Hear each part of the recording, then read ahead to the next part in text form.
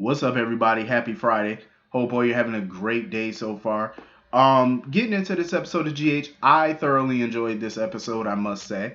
Um, the Michael and Willow scenes. Lord have mercy. Willow really needs to come to grips with who she's dealing with, like the type of family she's dealing with.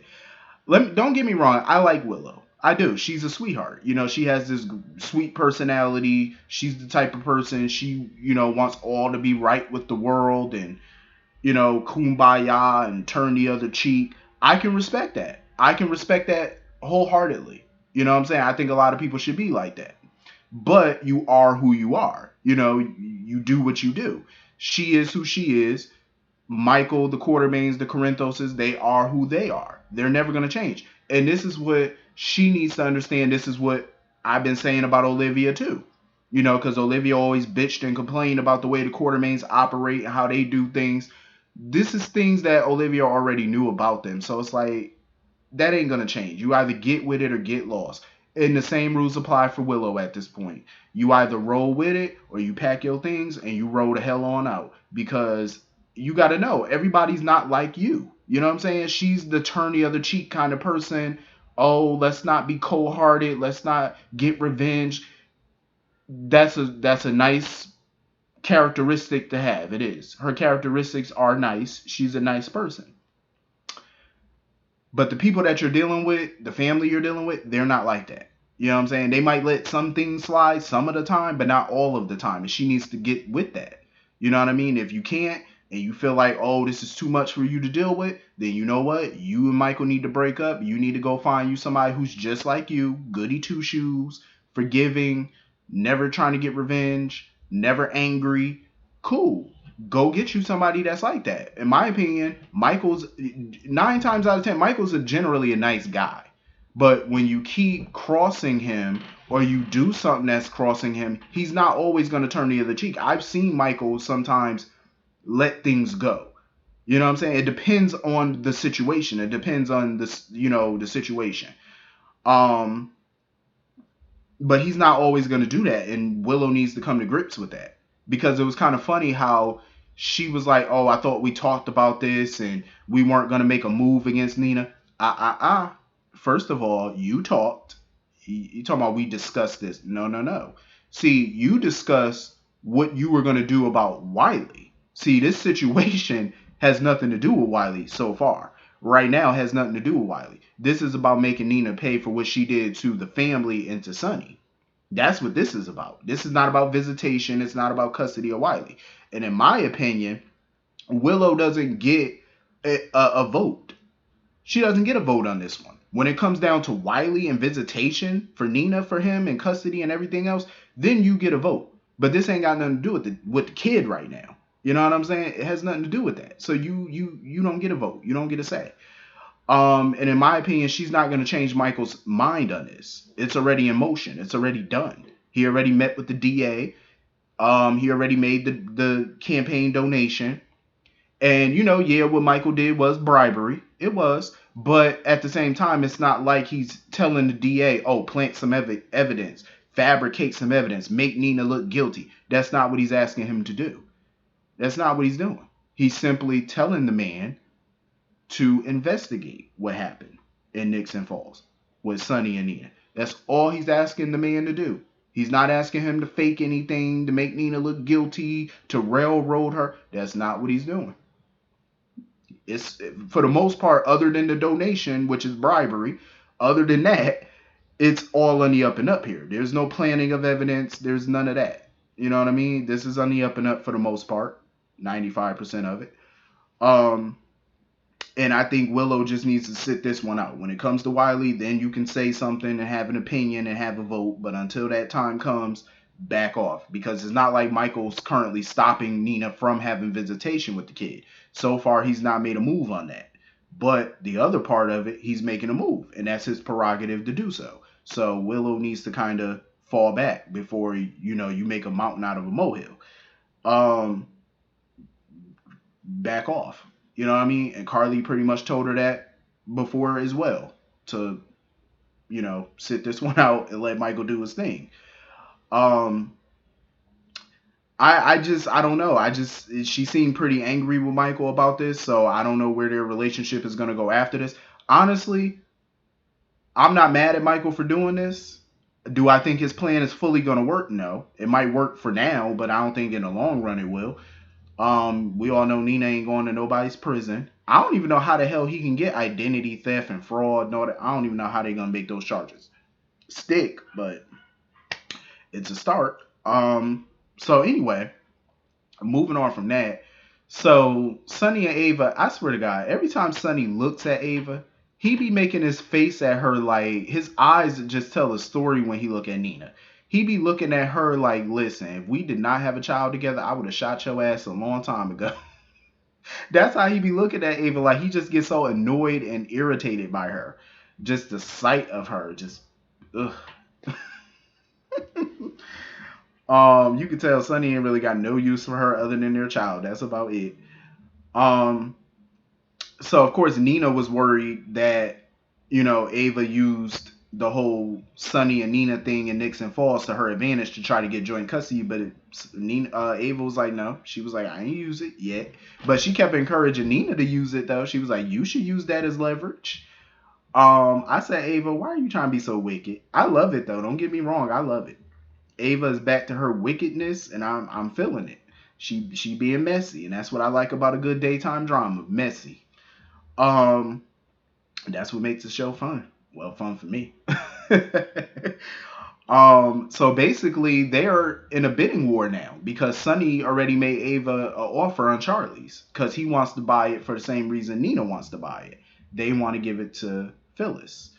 Um, so Nina was like, you know what? I'll bow out. I won't make an offer. You can buy it. I'll just give you half the money for it, and you don't have to tell Phyllis that I gave you the money or whatever because she probably wouldn't accept the money.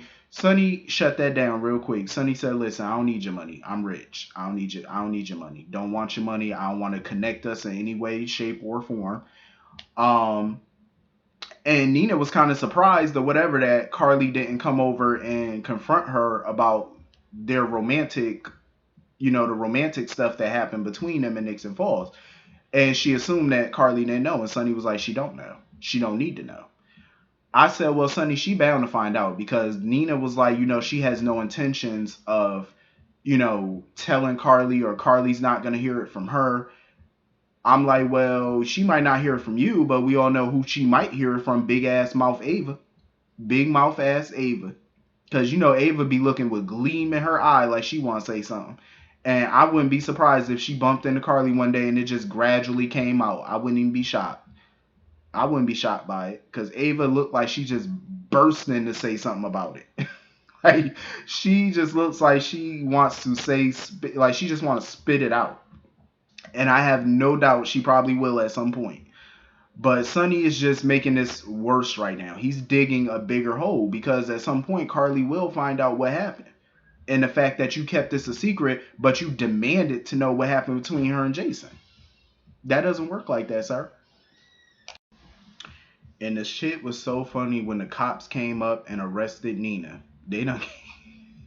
Her and Sonny was finishing up their little conversation or whatever when the police done showed up and arrested her for identity theft and fraud. I said, damn. I wonder what Sonny gonna do about all this. Like when he find out who's behind it, like what his reaction gonna be, because it's gonna be a mess. Um, she about to go spend her night in jail. I hope she don't mind the accommodations though. I'm just saying, especially if you go to jail at night, you might not get no bail hearing, so you might be sitting up in there all night. So anyway, moving on from that. I don't understand why Cameron continues to be so naive when it comes to Esme. Like he continues to be a fool. Um, he's sitting here talking about, oh, they're all on the same page because Jocelyn wanted Spencer to take Ava's deal that she presented to him. Spencer keeps refusing to take it.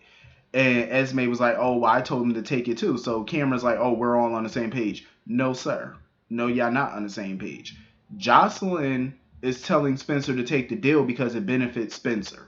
It can get him out of this mess. He won't have to deal with a trial. He won't have to worry about money or nothing like that because all he has to do is agree to the terms. That's all he has to do.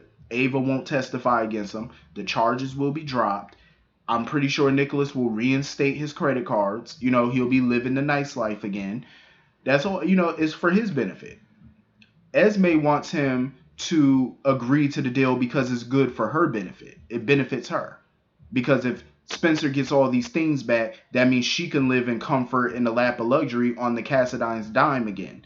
That's what that is. So no, y'all not on the same page at all. One wants Spencer to do this for his own good, so that way he doesn't have to face jail time and go through a lengthy trial and stuff like that, and he doesn't have to have this on his record. So Jocelyn wanted him to do that really for him. Esme is just all about Esme, and Cameron needs to realize that real quick. So Nicholas popped up or whatever. Nicholas is there. Kevin showed up. And he's really there for the most part on behalf of Laura because he got in touch with Laura or whatever. And, she basically gave her 2 cents about all of this. Like, she's not happy with either one of them. She's not happy with Spencer. She's not happy with Nicholas. How either one of them are handling this situation right now. She's not thrilled. So basically, his Spencer's public defender was asking him how he's gonna plead. So Ava popped up or whatever at the courthouse, and the judge is there. Court is in session. So he pled not guilty.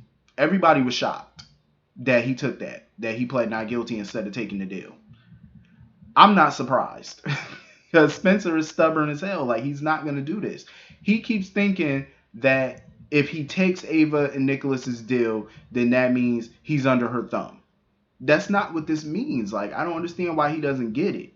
It's like, you can just, all they're asking for is that you stop this foolishness. You stop coming after her. You stop disrespecting their marriage. You just, coexist, basically. That's all they're asking this boy to do, and he just refuses to do it. Just downright stubborn. So his trial is set for 6 weeks. He had to surrender his passport because he's a flight risk, because he is a Cassadine, so he has the means to kind of skip the country if he wanted to. Financially, he definitely right now don't have the means, but, for precautions, they decided to take his passport. And he was wondering about bail because they set his bail at a pretty good amount, pretty good amount of money. And he was wondering what would happen if he can't pay bail. I'm like, shit, you got to stay in jail till your trial, basically. So you're going to be in jail for the next 6 weeks till your trial. So Kevin basically agreed to pay his bail because that's what Laura asked him to do or whatever. So Kevin's going to pay the bail, and Spencer can come live with them. Come live with Kevin, move back in. Under the condition, technically Kevin has a few conditions, but one of the main conditions is Spencer's going to have to get a job. I like it. I really do. I like that they're making him work because he needs to. It's like, what would you do? See, what Spencer doesn't understand is all this money that the Cassadines have and all this stuff, all of that shit can be gone tomorrow. I mean, look what happened years ago. They almost lost everything because Victor and Helena were siphoning money for their own little shenanigans, and Nicholas was almost bankrupt. You know what I'm saying? Like, it can be here today and all that money can be gone tomorrow. You have to get a work ethic about yourself. You know what I mean? And Spencer needs to understand the value of $1 and to work for what you want and everything that you got. You got to work for it, just like everybody else in the world. So I'm glad Kevin was there because Kevin is definitely a positive influence. But Spencer, he's just too damn hard-headed. And you know what they say, a hard head makes for a soft ass. He gonna learn one way or the other. So Ava pretty much got the sense that this is far from over with him because the look that he gave her and Nicholas is far from over. He's not gonna end this vendetta against them. Well, mainly against Ava. He's not gonna end it at all. So it's just gonna keep continuing until whenever, I guess. Sudden death, maybe. Who knows? But they're gonna be in for a wild ride with each other. So I'm assuming that nobody told Ava about Esme's role in all this because she was pretty nice to Esme. Like, Esme was like, oh, she's going to keep trying to talk to Spencer, and Ava was like, oh, just make sure he doesn't drag you down in his foolishness and stuff. I'm like, so Ava doesn't know that Esme was the one who burned up that car. Wait till she find out. Wait until she finds out about this one. Ava gonna go to hell off. So anyway, moving on from that, I truly enjoy Victor and Robert scenes together. They're so hilarious together. Um, Victor is definitely, trying to check on his little nephew son. Trying to find out what Valentine's prognosis is and stuff. Robert don't give a shit. Robert is like, listen, all I want to know from you is Peter, his whereabouts, where he at, how you got mixed up with him or whatever. And Robert, he not playing with Victor. But Victor was like, I'm not telling you nothing. He was like, listen, Victor was trying to he was really trying to throw all of this on Peter. He was basically trying to limit his role in all of this by saying that he was doing Peter's bidding. Victor, I was like, you shady. Victor shady. But Robert wasn't buying it. Robert was like, listen, tell me where Peter is. Tell me what you know. Victor wasn't trying to tell Robert nothing. Because at this point, Victor wants a deal. He wants full immunity for any cooperation he give. He know where Peter is. He know about Peter's schemes and his shenanigans and where he was planning on going. He knows something. You know what I mean? But he wants full immunity. And, at this point, Anna's the only one who could pretty much guarantee that. And so he basically told Anna, he was like, listen, I'll tell you whatever you want to know, but I want full immunity on this. Because she wants to know where Peter is. So she's basically inclined to take this deal. But once Valentine woke up, he told Anna, he was like, do not trust Victor. I agree with Valentine on that. Don't trust Victor. I wouldn't trust Victor at all. Because the Cassadines will double cross you.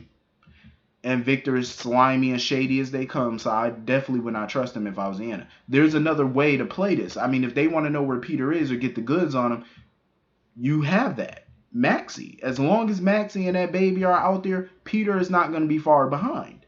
Use that to your advantage. I'm not saying go ahead and put Maxie in danger like that, but set up a great plan. Try to find a foolproof plan, even though most plans are not that foolproof, but try anyway. Try to come up with a foolproof plan and use Maxie to your advantage. Well, at least tell her about your plan. You know what I mean? Like, get her on board first, but try to use that to lure his ass out. That's your best bet at this point. That's the only option I would take because I wouldn't trust Victor.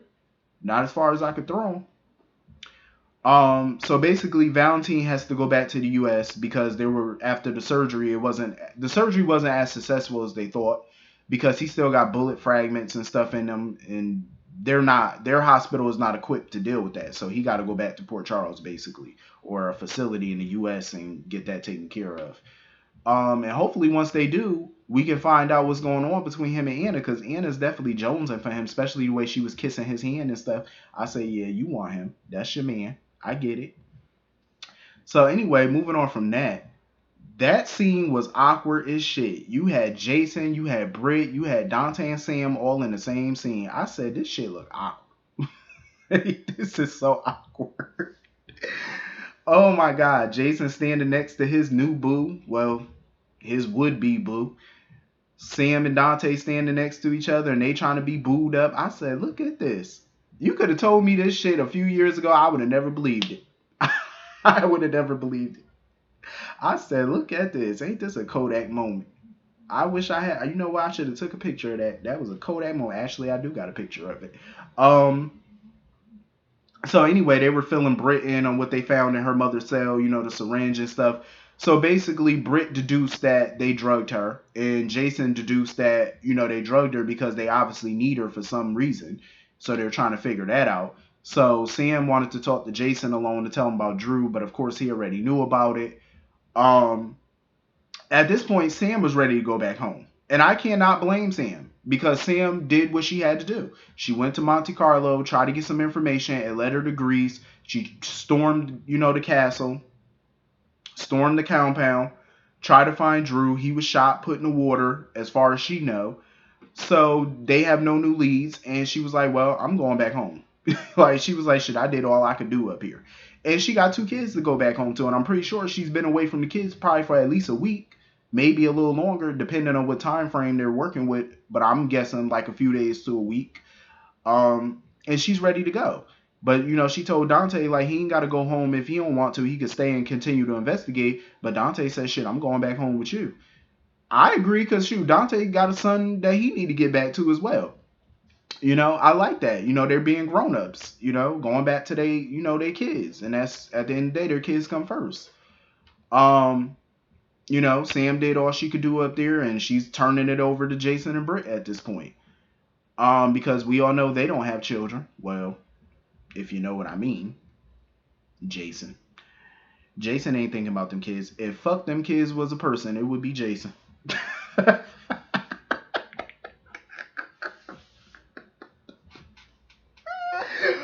Oh my god, let me stop. I'm just saying, this man, when is the last time he mentioned his children? Halloween coming up, what he gonna do for them? He gonna play Ghost Dad? That's what he gonna be? Like Jason?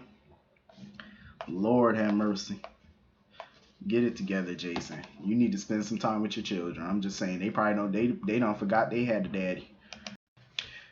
Britt was apologizing to Jason for Drew being shot, whatever. Jason was like, listen, Jason made it abundantly clear. He was like, that was my brother and whatnot, but shit, we wasn't close. He was like, Drew was close to Monica, so whatever. And it's not like Drew is, Jason did not come to Greece for Drew. He came there simply to help Britt find her mama, and that's what he's still gonna do. Cause she was like, Britt basically told him, like, I understand if you want to go back home or whatever. I'm like, Britt, stop trying to get rid of this man. He done came all the way to Greece. Ain't no way in the world he about to come all the way there just to turn around and leave. So stop. He's there to help you. Let him help you. So anyway, that was pretty much the whole episode. Hit the comment section. Let me know what y'all thought, and I will see you all Monday. Hope you all have a great, great weekend. Hope you all have a great day, great night. See you all later. Peace.